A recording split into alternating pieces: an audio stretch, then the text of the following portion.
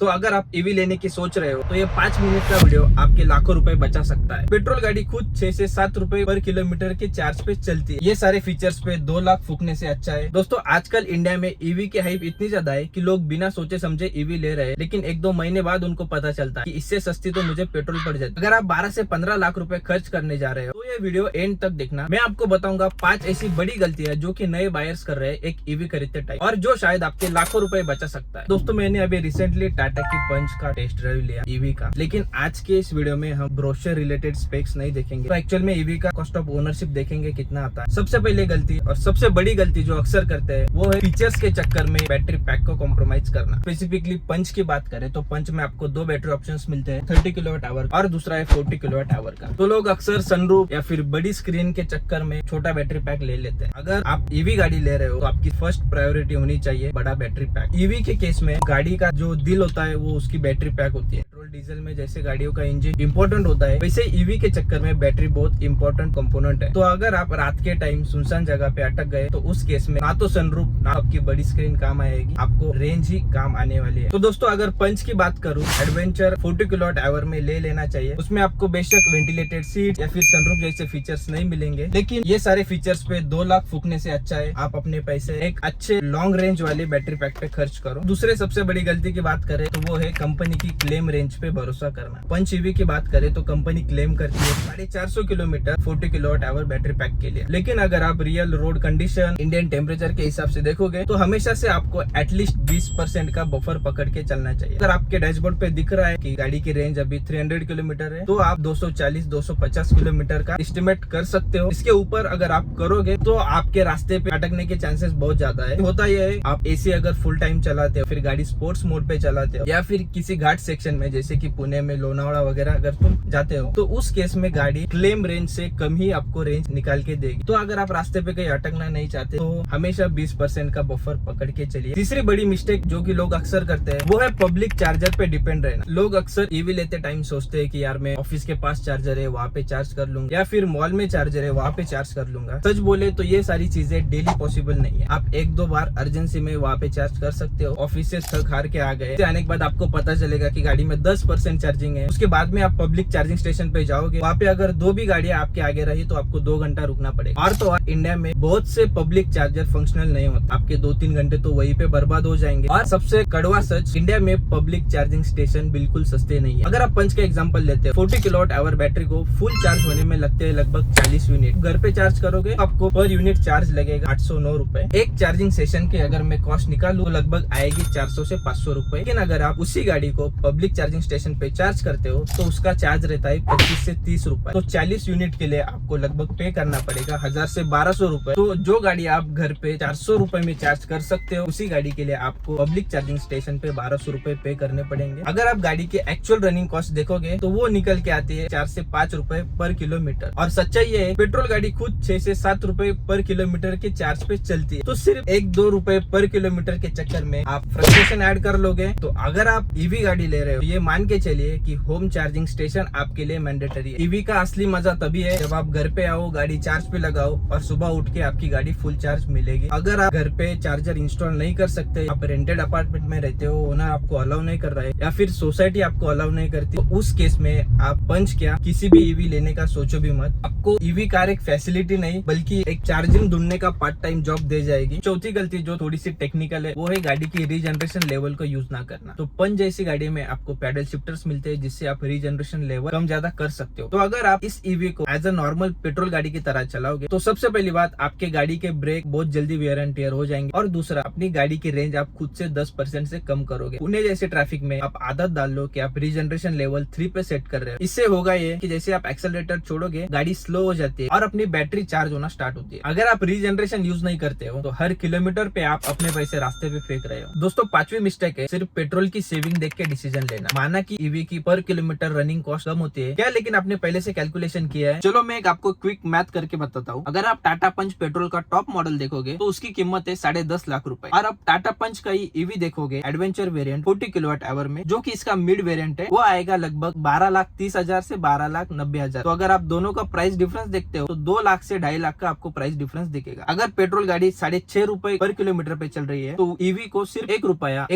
20 पैसे पे चलती है। हर किलोमीटर पे लगभग 5.5 रुपए बचा रहे हो। तो वो जो इनिशियल गैप था 2.5 लाख रुपए एक्स्ट्रा पे कर रहे हो ईवी के लिए, वो गैप कवर करने के लिए आपको लगभग 40 से 45 हजार किलोमीटर रनिंग करनी पड़ेगी, तब जाके कहीं आप ब्रेक इवन पॉइंट पे आओगे। अब इमेजिन करो अगर आपकी डेली की रनिंग 40-50 किलोमीटर है तो आप आराम से 3 साल में इस गाड़ी का पूरा 2.5 लाख जो आपने एक्स्ट्रा पे किया है अपफ्रंट वो वसूल कर पाओगे। लेकिन अगर आपकी गाड़ी सिर्फ हफ्ते में एक बार निकलने वाली है, 7 दिन में 100 किलोमीटर चलाओगे, तो वही 2.5 लाख रुपए कवर करने के लिए आपको 8 से 9 साल लग जाएंगे, और तब तक आपकी बैटरी की हालत इतनी खराब हो चुकी होगी कि गाड़ी आपकी यूज कार मार्केट में कचरे के भाव में बिकेगी। याद रखना, इंडिया में यूज ईवी का मार्केट फिलहाल 0 है। दोस्तों पंच एक सॉलिड ऑप्शन है, उसके बारे में कोई भी दिक्कत नहीं, लेकिन आपको अपना यूज केस समझना बहुत जरूरी है। अगर आप बिना सोचे समझे ईवी के हाइप में आके कोई भी ईवी घर पे लेके आते हो तो शायद आपको रिग्रेट करना पड़ सकता है। तो दोस्तों ये थी 5 गलतियां जो कि आपको एक ईवी खरीदते टाइम अवॉइड करनी चाहिए। अगर आप पंच लेने की सोच रहे हो, पेट्रोल और ईवी दोनों का भी detail walk around video channel पे ऑलरेडी पोस्ट किया है। अगर कोई क्वेरीज या क्वेश्चन है तो कमेंट सेक्शन में पूछिए, और अगर ये वीडियो इन्फॉर्मेटिव लगा तो चैनल को जरूर सब्सक्राइब कीजिए। तब तक गाड़ी चलाते हुए सीट बेल्ट पहनिए, क्योंकि सेफ ड्राइव ही बेटर ड्राइव है। मिलता है अगले वीडियो में।